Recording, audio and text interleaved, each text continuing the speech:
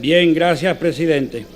Pues le decía que nosotros hemos pasado mucho trabajo con la ley, una de las leyes, bueno, el decreto, ley, que este proyecto eliminará y le dará paz a muchos propietarios y a muchos inquilinos también, ¿verdad? Porque esta es una ley que es equilibrada. Miren, aquí hay 41 comisiones y 190 diputados. En el Congreso de los Estados Unidos hay 329 diputados y 20 comisiones. A veces yo quiero hacer un mea culpa. Fui de lo que estaba contento porque se enviara a comisión en aquella ocasión.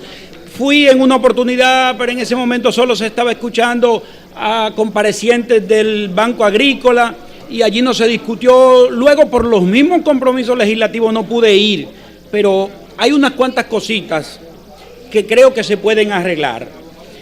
Desde cositas, cuestiones tontas que no causan mayor daño, como por ejemplo, en el artículo 3 de las excepciones de cosas que no están reguladas con esta ley, que dice los terrenos urbanos y suburbanos no edificados, que yo prefiero que digan no mejorados, porque edificado puede dar la sensación de que tiene que tener una casa o un edificio.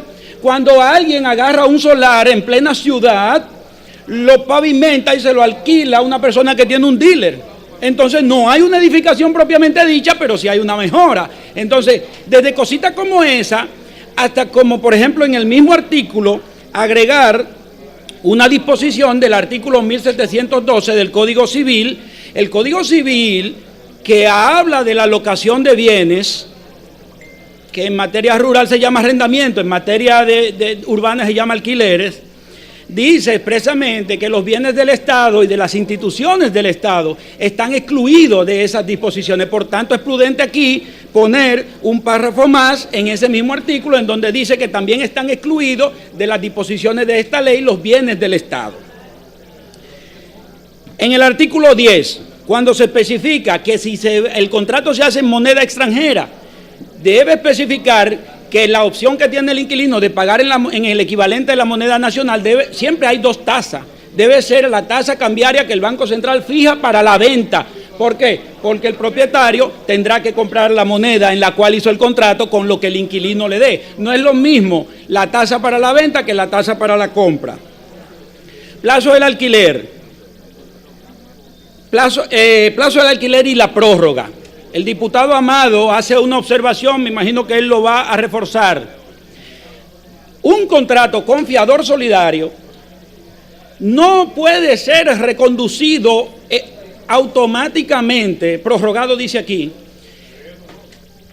sin especificar por lo menos en esta ley que esa reconducción no atañe al que firmó el contrato, porque el fiador solidario que haya firmado en ese contrato, si lo hizo por un año, luego que el inquilino y el propietario, sin el consentimiento de él, solo porque ninguno de los dos denunció el contrato, se opera una reconducción automática, no debe quedar expresamente excluido el fiador solidario de una responsabilidad en la que él no tuvo mayores participación.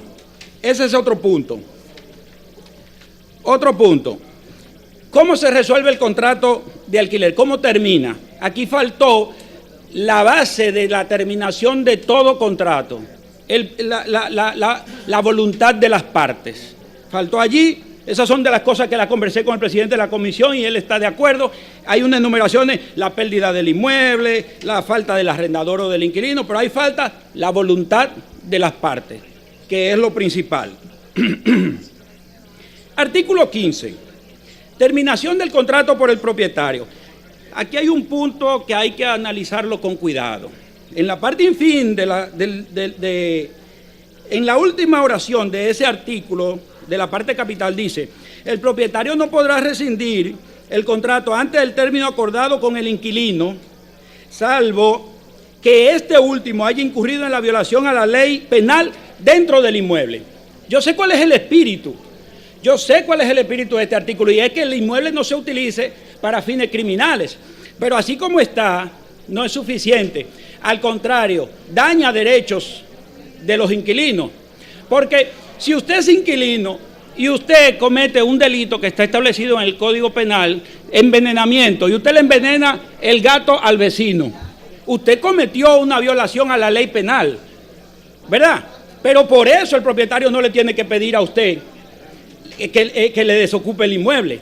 Ahora, si usted está utilizando como inquilino el inmueble como un vehículo para cometer delitos, por ejemplo, el lugar en donde se reúne una asociación de malhechores, si usted está utilizando el vehículo, por ejemplo, para blanqueo de capitales, si usted está, perdón, el vehículo no, el inmueble, si usted está utilizando el inmueble para almacenar sustancias controladas, entonces usted está utilizando el inmueble como instrumento o como vehículo para la comisión de un delito.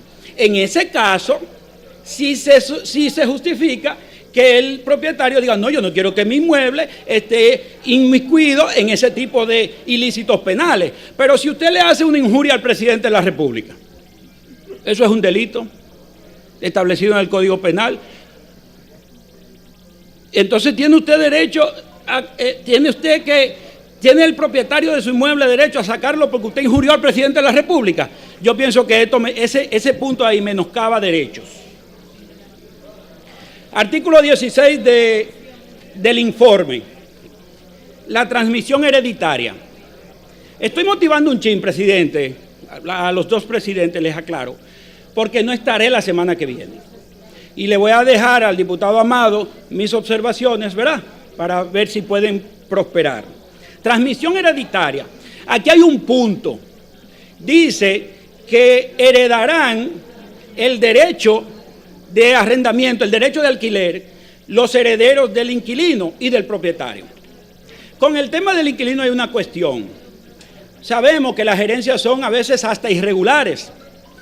Es posible que el inquilino no tenga ascendientes, ni descendientes, ni colaterales privilegiados, que lo que tenga sean 4 primos y un tío. Entonces tiene ese primo derecho a ir a ocupar una casa alquilada.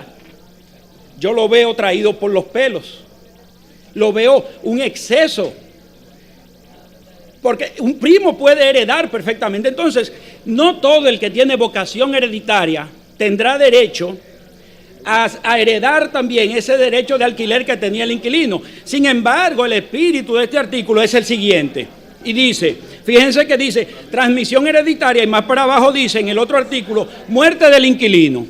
¿Qué persiguen estos dos artículos juntos? Que con la muerte del inquilino, sus hijos que están allí puedan seguir viviendo en paz. Que con la muerte del inquilino, su esposa o su conviviente marital pública pueda seguir viviendo allí en paz y tranquilidad. Ahora bien, habría probablemente, esos dos artículos hay que revisarlo tan bien que pueden chocar. En virtud del 16, un primo puede heredar al inquilino y tiene derecho a quedarse en esa casa.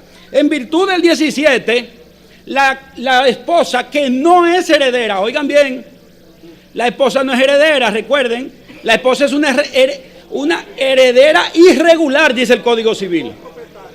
La esposa no es heredera del marido, ni el marido de la esposa. Los cónyuges son herederos irregulares cuando falta todo. Entonces ahí van ellos a participar, al menos dice el profesor Altañán Pérez Méndez.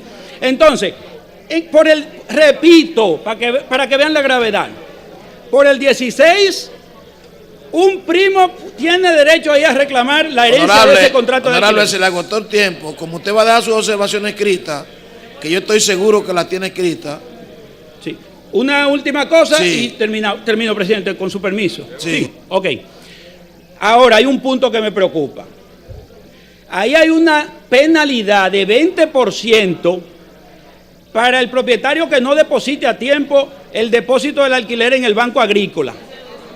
20%, ¿ustedes saben lo que es 20%?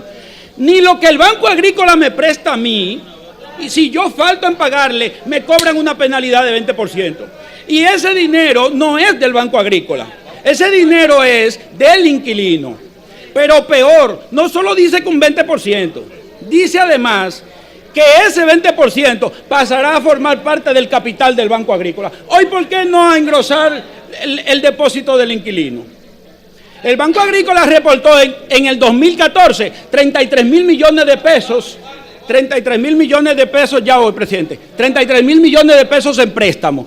En ese punto también nos oponemos. Gracias, presidente.